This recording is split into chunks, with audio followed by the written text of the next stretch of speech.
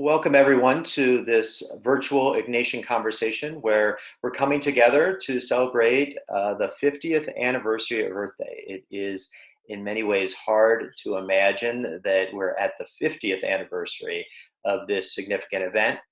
And also, what an important and timely moment to think about our responsibility to the earth when we are confronted with a very different reality than we've ever been in before. So, as a result of our current situation, we're coming to you virtually, but I'm excited to be joined here today with our two speakers. Tom Cendejas, a theology teacher from Loyola High School, and John Paul Ramirez, campus minister at Loyola Marymount University. I'll begin by just turning it over to Tom. And Tom, if you wouldn't mind saying a little bit about yourself and your history experience with Earth Day. Sure.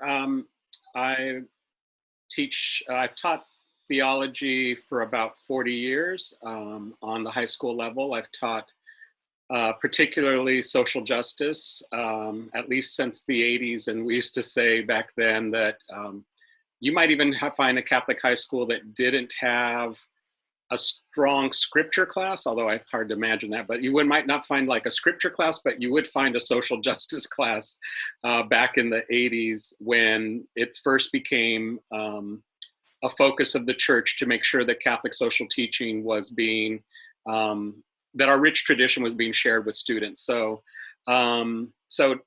that's a little bit about what I've been doing and concentrating on for the last 40 years. And if you have taught in any length of period of time, you're constantly adapting the concepts that you're teaching to the realities of your day. So even now with my classes, I don't want to overwhelm my students with pandemic news if they're feeling overwhelmed. So I want to take the temperature of the room. But at the same time, it is in the spirit of Christ's teaching to use whatever's at hand right now to teach. So if there's examples of how COVID-19 has impacted the most marginalized amongst us, and we can show intersectionality with how the environmental impact that has always existed with them and how COVID-19 interacts with, let's say, respiratory problems or something. That's something that we can do in class now to kind of keep that spirit of reading the signs of the times. As far as my involvement with environmentalism and Earth Day goes, I would say that I was around for the first Earth Day.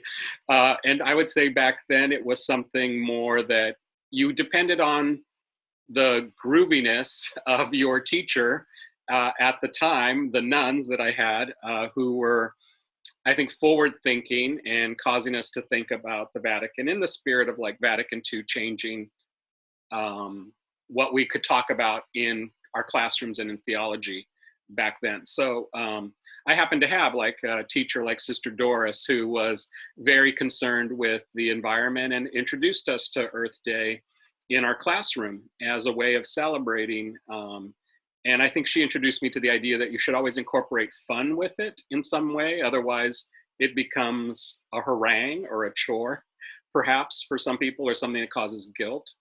And then after that, it was really like, I was kind of passive because it was dependent upon which teacher or school or institution, what they did about it. My high school didn't do particularly much about it, as I recall. So then when I got into teaching, since I got into teaching pretty soon after college, and my college at LMU actually raised my awareness of environmental issues, I will just say that at that point, I started seeing I had to go from waiting for somebody to, not just Earth Day, but environmental issues in general, to bring them to me, but I had to be the one that would generate interest, excitement, and urgency regarding them through the years. So that's kind of, and then of course, what I remember too is going back to those days, the fun concerts that used to be organized around Earth Day. But it had an association with being hippie-ish for a long time, and a little fringe. And so I think now with the movement of climate change to being more urgent, and people signing on to that, as we see a lot more people are signing on to that in the last year or so, I hope that it's now seen as something, centering for us, focusing and centering for us, and that it gives us a mission that we welcome. So, sort of my history with it. Well, thanks, Tom. No, that's a great overview of some of the layers of how it's been experienced, and such an important point to keep in mind, that although the issue has remained the same, the way it's been treated or viewed in society has certainly changed significantly. Turn it over to JP here, if you wouldn't mind just introducing yourself, saying a little bit about how you come to this conversation today, and then just what your own history with Earth Day or environmentalism is. But I grew up in East Hollywood, which is a little urban, and yet it's positioned very nicely to Griffith Park, which is one of the larger open spaces after Central Park, might be the second most open public space. And I grew up walking and visiting Griffith Park, all the different trails, and I have very fond memories. And so I grew up as much a city boy and being close to nature, and tying that in with having been a Boy Scout, an Eagle Scout. And I think because of lack of opportunity, not necessarily having a very active father figure, allowed me to really attach myself to the Scouts, and really make the most of the outings. And so that is, I think, my exposure to nature was really hands-on with a group of strangers that became friends, and an appreciation and admiration for something that I can, as a Christian, ascribe to God's beauty, God's masterpiece, creation. And my experience in high school, at a Franciscan high school. I did not have the privilege of going to a Jesuit high school, but I was treated very well by the Franciscans. And I think by default, Francis of Assisi is seen as the original hippie, as the original environmentalist. He had such a fondness for nature. Even on his deathbed, he is known to have had a very closeness to Mother Nature, and ascribes them as friends and family, brother and sister. And so I think all of that has rubbed off on me. Right now, we are, I think, it's funny that we're recording this indoors in celebration of Earth Day, but we, more than ever, I think, have been unified as a human race, and that we are all, this virus is non-discriminatory. We are all susceptible to catching it, regardless of race or creed or socioeconomic status. I think more than anything, I've been forced in sort of this state of solidarity, whether we like it or not. But it's been a time for reflection. And one of my professors at LMU, Father Jim Clark, Ignatian spirituality, said that prayer was simply slowing down and allowing ourselves and our soul to catch up. And I think that's really what the earth has been doing the last month and a half, and we've been forced to slow down. And thankfully, we've been able to see some of the effects that Mother Nature has forced upon us, and much needed and long overdue. But if you do go outside wearing a mask in your neighborhood, you are able to see blue skies, clear skies, and that's something as someone who's grown up in LA, it's something that I've longed for, and yet I struggle with that. I struggle with navigating the privilege of being able to do that, and also remembering all the people that don't have access to clean air before and after this. No, it's a great point to talk about how many ways this our current situation as a result of this virus has changed our sense of our relationship to our daily rhythms, for sure, in terms of how we work and how we teach, in terms of the communities that we're in, and then also to the whole human race and to the earth itself. But it's only something that we're able to process if we are able to slow down, and if we are able to reflect and to think about that. Maybe I'll say a little bit more. Just I think maybe we'll take a moment just to think about that, the ways that we're able to deepen in that experience. Both of you highlighted, I think, elements of how this is a long part of the Christian tradition, for sure. This respect for the earth and comes through in many different experiences, different religious orders. We'll tie in a little bit more explicitly with the Jesuits in a minute. But first, just other things that you feel like are important to mention as you think about how we are invited to slow down, invited to be in relationship with the earth at this time. I found it kind of remarkable today that as I was thinking about this topic, what came my way was both and just sort of tangentially having the TV on in the breaks between classes or the radio, two focuses that are talking already about how we will grow from this experience. One was a radio show where the person was talking about design. The other one was a speaker who pointed out an article in Scientific American.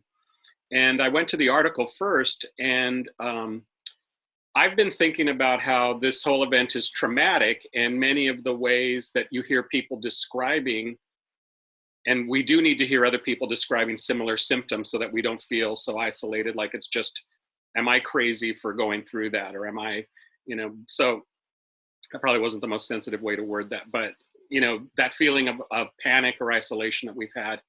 And when we use the framework of trauma, we see that, when people go through trauma, they forget about things that they were just about to do, or they get lethargic, or they, all of a sudden their sleep is greatly disturbed. And I think many of us can relate to those things. We could have a sense of looking back, of regret, of how did we get into this? What could I have done differently? Was it my fault? That's all stuff that happens with trauma. And it's true that we can be like in a PTSD mode. But I think a sign of hope is that this article stated and reminded us that we also can go through post-traumatic growth, that trauma can also lead us to, not that we ever want the trauma in the first place, of course, but given that it is a reality, it can lead us towards what you were indicating, a deepened reflection, a sense of growth, and a sense of what's possible, a glimpse of things we might not have thought of or even before, like just even before we started seeing some of the images of how the earth can start to heal itself during this time when it's not getting so much of an daily onslaught of our pollution. It's remarkable because I was like surprised. The earth can actually heal a little faster than I thought. And nature, it's not huge, but 3% is way bigger than, any of us dared to hope when we were only focusing on, as we were recently, on just like climate change and the problems and how rapidly those are occurring. So I say that because, when I was listening to the next thing, which is a speaker talking about design, she was trying to say, will we use this time period to imagine a different way of being? So in LA during the Olympics, and I remember this when we had the Olympics in '84, they actually made it so they were so freaked out about traffic, they made it so that you could only go to work on, you could only drive on days when you had this odd number of license plate, for example. And you could get around LA. Everybody said you could get around LA in 20 minutes if you chose to, still participate by driving. And now I hear people saying that the people that have to go to work, they go, well, the only, one plus is that it's hard to go to work, but I get there much faster now, right? So if we remember that kind of thing and we see it happening now, what does that lead us to contemplate for the future? Is it going to be more, hey, I actually can work at home more often. I don't need to get on the cars. Or even if it says something as, oh, I see how beautiful the earth is when I'm missing it so much. And I see that it can be healed. I have a glimmer of hope. Is that going to motivate me to want to do more about this as we emerge and keep some of the things we're learning from this, the lessons that we're learning? I think the only way this post-traumatic growth can happen is if we're recording and reflecting and recording as we go, and then remember that towards, in the future. As a guideline, I guess, towards what we'll do in the future. Well, for sure. A great point about that. The need to really soak up and take in something about this time, to make it meaningful, to make sure that we're able to take the most from this. JP, I don't know if you had any other thoughts on that, of how best to, or what to take from this time. I think often that we can find the answers to life's biggest questions in nature. And I often say that in particular when I'm with a group accompanying them at Border State Park in San Diego, along the US-Mexico border, the most southwestern part of the United States. And it's the culmination of a weekend. And I say this quote, which is something that I learned in college from a professor that was almost anti-religious and all about science. And yet there is a respect. But the thing I always go back to is just look at nature and see what it says and let it talk to you. And when I'm at Border State Park with the students, we see this man-made structure, this apparatus going into the ocean, and waves crashing, and birds flying freely over it. And I come to the conclusion each month when I'm accompanying the students that I don't know what the answer is to this specific injustice, but nature has given me the answer that this isn't right. The waves shouldn't crash like that. The birds don't really adhere to any man-made regulations. And I think of that right now as an opportunity to, again, slow down.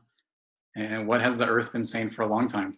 Because in some ways, this virus was created, yes, by, I think, greed, and I don't want to get too political on it, but it was unnecessary things that we were doing to the earth that caused the earth to give something back, and now we're fighting. So I welcome this with some caution, but as an opportunity to really listen to what the earth is saying, because it's been speaking for a long time. Well, I think I like the terminology that you're using there in terms of listening to what the earth has to say. And we, in this conversation, we kind of were using some of the wording of, do we hear the cry of creation? Are we listening? Are we hearing what's out there? And I want to make a tie now to the Ignatian tradition, and the fact that all of us work in Jesuit education, and we're products of and employees in, colleagues in this work, flowing from the wisdom of Ignatius Loyola, but within the tradition of the Catholic Church, and particularly around discernment. I just want to highlight, because I think it touches on what you were saying there, what we've been talking about. The way that we need to be able to listen is such an important part in the Ignatian tradition, of being able to listen to kind of like what's going on inside of us, and and how we're being shaped by others. And I think over the years and over the centuries, we've deepened in our reality of the recognition, something that St. Francis knew very, very early on, that we have to be listening to the earth as well. I find that tying these two of kind of working in Jesuit education and these issues of caring for our common home, I think the topic of discernment for me is one that's very important. That it's an invitation to really be in relationship, not just with others, not just with God, but also with the earth. And we've seen in a lot of recent documents that have come out from the international Jesuits, that combination of thing, that relationship, that recognition of the importance of the relationship with other people, with God, and then also with the earth. And how we're able to, in our life, really be open so that we can listen is such an important part. I don't know if you have other thoughts about pieces of being in kind of the Jesuit educational world that relate or significant to you for environmental work, for this experience of celebrating Earth Day. I'll turn to you first, Tom, if you have any thoughts on that. Well, I think of one of the most familiar phrases to us in Jesuit education is to find God in all things. And I've struggled at times because, I've definitely, I've had students through the years who are a little disregarding in a way of like conventional religious instruction and, conceiving of God. And then they'll say something like, well, I find God in nature. And before, that was sometimes an easy way out of like more complicated discussions. But I've really I really welcome, well, where do you find God in nature? And not just like, the going beyond like the appreciation of the physical beauty of creation or just the joy of being outdoors to where is God, as JP was saying, where is God speaking to you through nature and how, so for example, a lot of guys who would give me that response at Loyola might be like surfers, and they'll say like, well, I find God out, in the waves and okay, well, how, is it, and can we use that finding God in the waves in a way that will speak to our souls at moments when we're not out in nature? So is it the waves that are both unique in their formation, yet universal, that sort of shows God's plan of how we are all diverse yet the same? Is it imagining sort of unconditional love and mercy coming towards you freely in the waves? Is it the radiance of the sun, and can that be a symbol of accepting God's love, etc.? So it's like using our Jesuit, almost our intellectual questioning tradition, along with the belief that God is in all things, and then just pushing that a little further and saying, how is God speaking to you in nature in that way? And then, but I also say, God is in this, if we're going to say God is in nature, God's also in our gutters. God's in our most polluted environments. God is in the skyscrapers. And that might be in various ways through our manifestation of our gifts and talents to design. And if so, are we designing in ways that will improve our lives and improve the lives of others, or hurt others? And if God's in the gutter water, let's say, what is being reflected? Is it faces of people who've been discarded by society? So it's really, that's one way, is just taking that phraseology of finding God in all things and just pushing it a little further to get more specific about how and where we're discovering God in nature, and then in the sort of man-made canyons we've created of the city, but where nature obviously still exists, and we're seeing in this pandemic is all too ready to come in. I'm very moved by hearing even two talk show hosts say, something pretty, both sad and beautiful, which is that in New York, many people who have opened their windows or, hear sounds, they say they hear two sounds now all the time. One, unfortunately, is sirens. And then the other one they're hearing is birds. Because the streets are so quiet, they can hear the birds, and the birds have come back into environments that felt a little more hostile to them. And I think in that tension seems to me to be very Jesuit.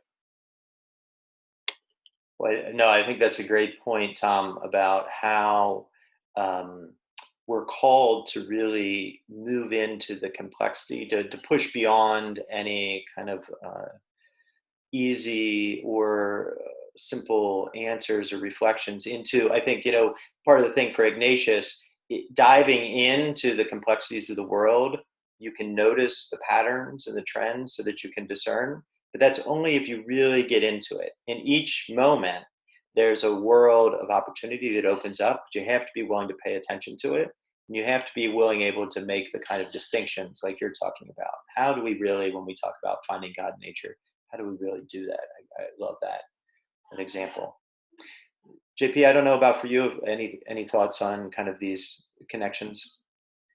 Yeah, I just kind of want to champion another Franciscan Jesuit that I know. In Pope Francis Laudato Si, the opening lines is from Francis's Canticle of the Sun, Canticle of the Creatures. And another Franciscan by the name of Richard Rohr really touches upon the emphasis that God is in all things, but a lot of people confuse that with pantheism. And in The Universal Christ, which is one of his most recent books, he likes to use the term panentheism, which is God is found in everything. Not God is everything. God is not the tree, but God can be in the tree, or God can be in nature. Like Tom was saying, I love the images of the beach and the waves. I spent a few years as a theology teacher at St. Francis, and so those questions did come up, and most of the time there was room for dialogue, and you invite those personal experiences. But I too agree that there is a theology of water and God. I think for young people easily can be seen in nature. When we were on Kairos retreats, one of the things that we would emphasize is God can be tangibly found in the sacraments, God can be found in scripture, and then nature. And I think with each of those layers, it became a little bit more easier where we saw God. And the last of those was, of course, people. God can be found in people. But that's all I want to touch upon. I noticed, Tom, that you said that in the classroom, you take the temperature of the students, and I don't know if that was a subtle nod to environmentalism. Yeah, well, probably because it's probably like kind of forefront in our minds, but it kind of does remind me when you were speaking right now, JP. It kind of reminded me that in relating to like COVID-19 and what's going on, so I live in a cottage that is near the beach. I'm currently having to quarantine solo, and it's not a very big place, right? But what I do have outside is a bit of a garden, and then because there's some foot traffic around here that hasn't really abated, and it's not as safe for me, I've got this area that I would say is kind of like the ugly area between my cottage and the garage, and so I worked on weeding it, and then I thought, well, who knows how long this is going to go on? I thought like a lot of people, right? So let me plant some stuff, right? And now it's time now I have some time to work in my garden, and so I went online. I was like, well, where can I get seeds from if I don't want to go out to any stores right now? And I found that many of the seeds are sold out, especially of vegetables, especially of popular things that people want. But not only that, but flowers too, beautiful flowers that decorate our environment. environment. So as many of us have had to stay home, it's not just like we're looking at our homes as a chore to fix up our home office or whatever, but we want our environment to be more comforting, more connected. And isn't it funny that one of the ways that we're trying to connect is with the earth? It's almost like you couldn't have ordered this up for, I don't mean anything, flippantly at all, but like you couldn't have gotten people to do this for Earth Day. Hey, plant a garden, so much so that the seeds are selling out. Plant a garden at your house so that you have that connection to the earth. And then I was reading up on it, and I found that somebody theorized, whether this is true or not, but it makes sense to me, that when you're working with soil quite a bit and you get in on the soil, that there's kind of like a natural antidepressant or calming agent that comes from just the inhaling of the soil a little bit and the inhaling of the plants, that there's something very calming to our spirits about that. So that's another reason why you can see people are drawn to, let me bring nature into my house, let me decorate my area with more nature, let it flourish. We're all having a little Garden of Eden at home experience in ways. Not everybody, I'm fortunate to have that little piece of land that I can do that with, but I move to think that people are trying to do this even if they can just get a pot of soil somewhere and plant something, that rebirth cycle, that connection to nature has become so central to us. So in a very odd way, in ways that you wouldn't ask for, but Earth Day this year has people already naturally connecting to the earth in an instinctual way. It's funny that you talk about that, Tom, because just on Sunday, my wife and I were made an order at a local nursery and went to pick up. They said it's so busy. Like you had to call and then they would order it. You couldn't be there. There was a very detailed way to go through because they were so busy. And actually a couple of things we wanted to get, they didn't even have. It was just the phone's just been ringing off the hook that so many people have been out and kind of doing gardening. We don't have garden space, but we have a little back porch. So we've got some herbs and some potted plants out there now.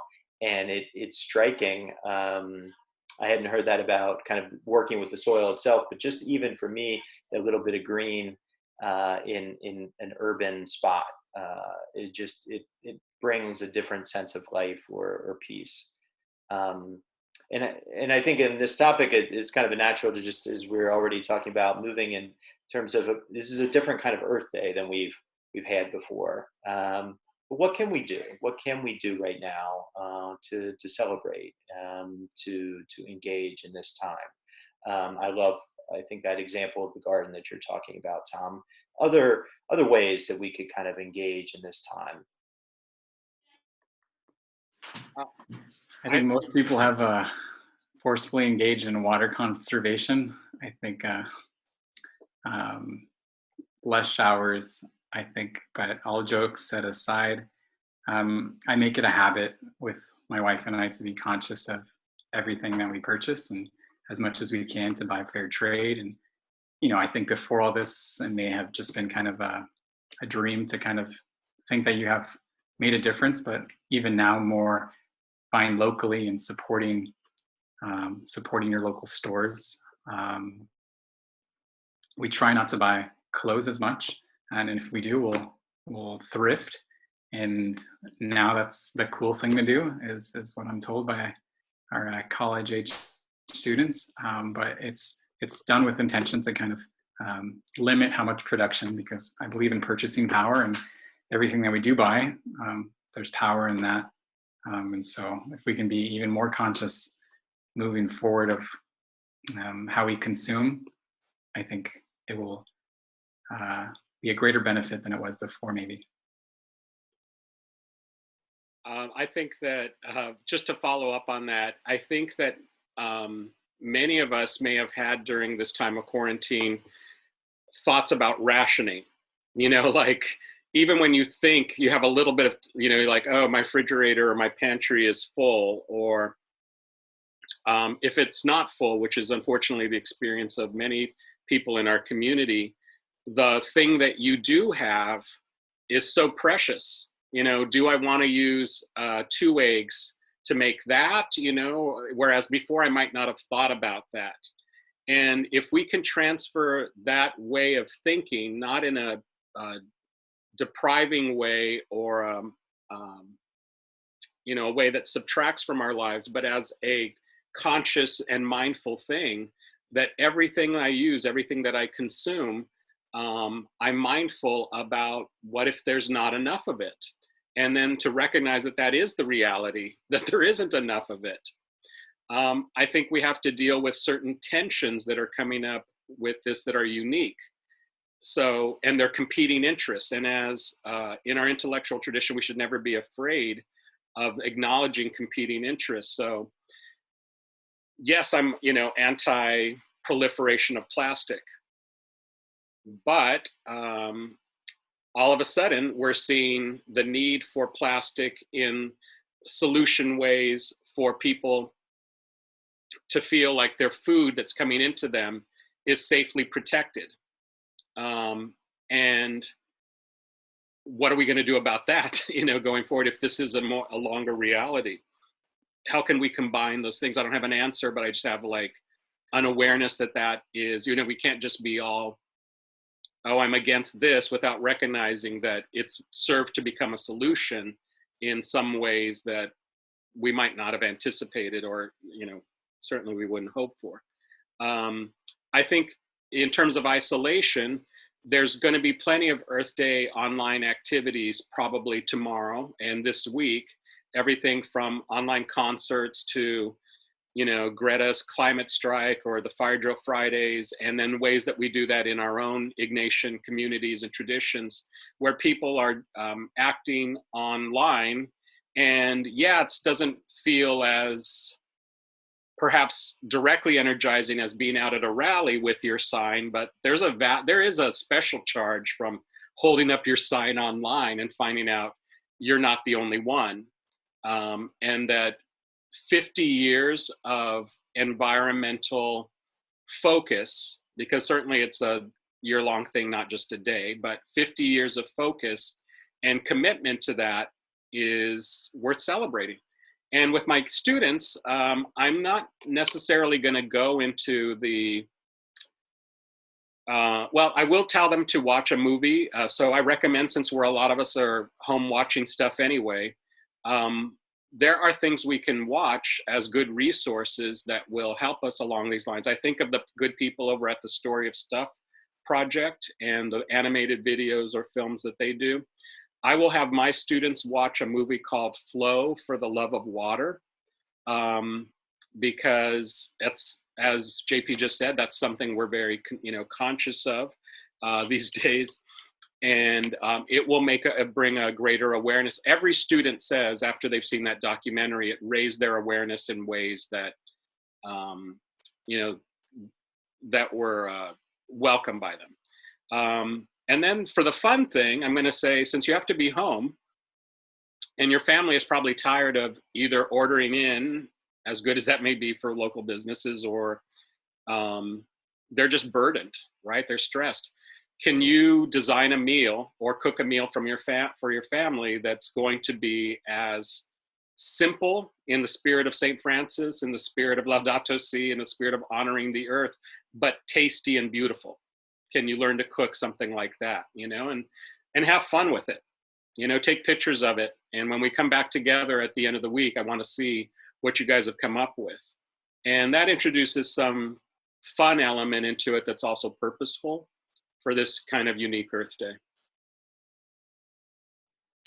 Well, like in those examples, and what we're talking about, that call to be active participants, right? That although we're all spending a lot of time kind of looking at the screen, that there are many ways that we can still be very active in what we do, whether it's in what we watch, in the food we prepare, in the gardens that we might have, the conversations the shopping that we do, all those are activities where we can be intentional. And I think there's nothing that Earth Day is about if it's not encouraging us to be intentional in how we relate to the Earth.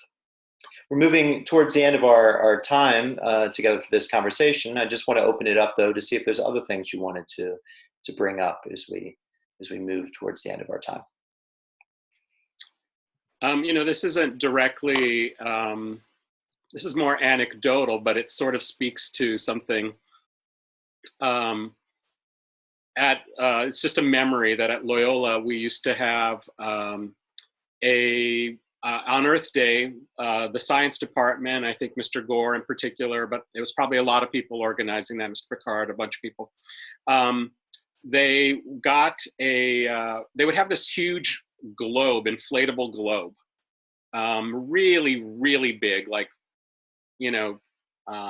twice, I don't know how, 10 feet, 12 feet tall, and big and round. And it would sit on the lawn there during Earth Week as kind of a reminder. And then would have some Earth Week focuses that would go with it, often that they would organize through their department. And I took my students out to go take pictures of it, with it, right? And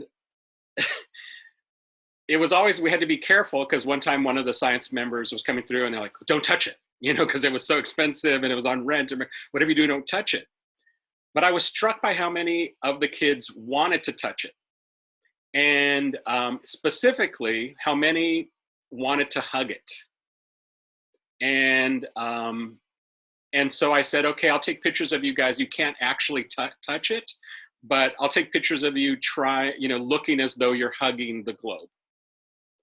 And I think that that's got something to say to us right now. Some of us feel so deprived of the earth. I find it very moving in a way to think about. It's like we want to be hugging the earth with a preciousness and an embrace maybe we've never felt quite as strongly before, or that was in our spirits, but we were quelching it down with other kinds of things. And that could be our hope, sort of moving forward. Is we have to be creative about how we do that during this particular time, but that awakening in us, a reawakening in us, can lead us forward when we start to emerge out of this time and thinking about,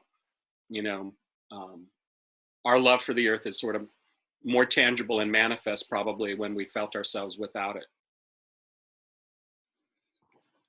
I think it's fitting and appropriate that one of the universal apostolic preferences that the Jesuits get together, I think every 10 years or so, or decade, to really focus on one of the four that I would hope prayerfully and intentionally chose, was the focus on the care for the common home. And it's the common home, which means that it's, again, everyone's home, regardless of the race, creed, sexual orientation, gender, who you love, where do you pray, if you pray or not. Like, this is something that we can all get behind, to, I think, in the spirit of Ignatian spirituality, a collaboration, where we just come together. And with the Franciscans, it's all about humility. And I think that's what it's come down to, that the realization that, okay, we have to stop wasting time of whose fault it was. Like, we know what to do, but now it's simply care. And I think practically speaking, we can do that by simply being kind to each other. That's something that that's not overemphasized enough. And with the UAPs, I think there's also an excitement around, especially in Jesuit circles, about divesting at certain Jesuit institutions across the US and even now globally, for the asking of institutions to divest from the investment of companies that profit from fossil fuel extraction. I think there's something very exciting, something very prophetic, something very challenging for Jesuit institutions, because they need to make money and pay fair wages, and yet we say things and we need to walk the walk. We need to be prophetic in all aspects, spiritually, economically, So I think there's some excitement once we get past this, which we will, if we're all in caring for our common home. No, I think that's a great reminder that, this is now part of, it's been part of the tradition of the Catholic Church, and now with the Universal Apostolic Preferences, it's been in the Jesuit documents, but now it's really one of these four, and that it's for the next 10 years. A reminder that as we celebrate 50 years of Earth Day, we're also called to a real concrete engagement, not just for the next 10 years, but for the rest of our lives. And that the things that we can take now are ones that we need to really embrace, whether they're the small steps or the large actions in terms of institutional change. The time is now, and whatever our circumstance, the invitation and the challenge is there for all of us. Anything else? I just was thinking about something in terms of the Jesuit terms of consolation and desolation. And the desolation part, which I think can lead eventually to hope, was I was reflecting on my childhood. And in some ways, it sounds a little bit similar to some of the things that JP was describing about growing up in a urban setting, but with some contact with nature. So as a little kid, I would be excited if we got to McDonald's was, if you can believe it, fairly new back in those days. So we got excited if we had McDonald's Day at our school, right? And my parents were excited by, a fast dinner that they could give us. My dad worked at a factory installing in the spacecraft. We worked on the Apollo spacecraft installing the heat shields. I would, if I was having a treat, I would have mix up a bottle, a glass of Tang or a glass of Quick, because they promised vitamins, but I could get something very sweet and something that I enjoyed doing. I would ride my bike to Slauson Bridge, and I would go there at sunset so I could see the gorgeous colors of the sunset. And to me, LA at that time seemed so far away. And Mike would come home and my mom was cooking dinner and she was showing off the Teflon pans and how they would save time on that. Now I look back on those times, and with the amount of sugar I was consuming and Quick and Tang and stuff, I was setting the stage for my pancreas to get worn out with the McDonald's and with all the fast food and everything else in my community, right? And now I'm a diabetic and I'm at a risk factor, I'm told, for COVID, right? So I look at those gorgeous sunsets that I saw, and I know now they were infused with colors that were the result of smokestacks and pollution. The Teflon is produced by a company that would dump chemicals into waste services. And my dad ended up working with asbestos on all those heat shields, and he got a rare form of cancer from that, right? And he died from that. So the desolation is recognizing sometimes those things that appeal to us because of convenience or whatever reasons they do, because they're sold to us, they're marketed to us and told that they're better. We're not necessarily. They hurt us. And I would invite people to look back at 50 years of Earth Day and however long they've been on this planet, and what have been the growing awarenesses and consciousness raisings we've had, and how do we minimize our dependence on convenience, because we're seeing how in the long term it doesn't really help us. I'll just say the consolation quickly. What I would invite people to do this Earth Day is to, if we talk about Earth Day as do not do this, do not do that, people burn out very quickly. Facts and statistics are important, but they numb us. I would say the biggest way to celebrate Earth Day and fall in love with nature again is to meditate on your favorite place in your head of nature, and fall in love with what is the most beautiful part of nature that you love, so that you're motivated by a goodness towards something rather than, kind of a list of things to avoid or not do. And I think that positive motivation can be more motivating. And that's consoling to me, to think that we are all in some ways perhaps drawn to think about that now. It's that invitation, like we've talked about, to slow down, to really see and to celebrate how the power of nature, the goodness of nature, as we've mentioned repeatedly, that the feelings that we have of wanting to get out and connect with nature, whether it's simply kind of walking the neighborhood or being in the garden, that desire that we hear expressed from others about what it means to find God in nature, or that it is these experiences that we know fill us, and that then we're invited to really deepen in. If the Ignatian tradition has anything that to offer, one thing is that encouragement to really reflect, to really examine, so that we can sort through, as you're talking about, Tom, our experiences and really know them as ones of consolation or ones of desolation. Because the appearances at which things come often don't always reveal their true value, the true underlying elements. It's only through careful attention, through the ability to really listen and to really discern, that we're able to find the true path that God's inviting us on. As we have this opportunity to come together, I'm grateful that both of you were able to take the time to be with me, to share some great ideas about what we can do, and how much this Earth Day that we're celebrating also relates to who we are as people engaged in Jesuit education. Anything else before we close?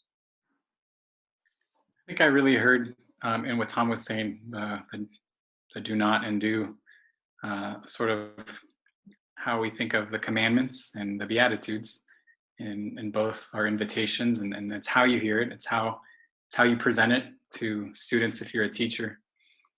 We have a list of thou shalt nots, and we know what we're not supposed to be doing. And then an invitation by way of the Beatitudes of maybe plant a garden, go outside and reflect. And these are the do's and don'ts, I think, maybe for Earth Day and beyond.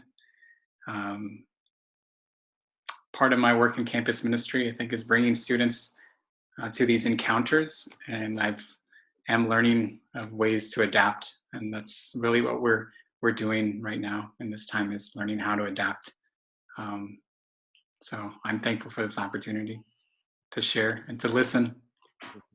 Likewise, too, it's helped me to realize I've learned a lot from hearing you, JP, and you, Bob. And I think something that's really coming to me is just the idea that in the spirit that many of us have been saying, take the pressure off when it came to, like, okay, online classes, all of a sudden, like, I've got to be the perfect online teacher. I've got to be, it's a lot of stress, and there's equal good. It's good. There's a lot of voices that are saying, let's take off the burden and the stress of trying to be perfect and just be as present as we can, knowing that even that's a challenge, and that's a gift and an accomplishment to be present.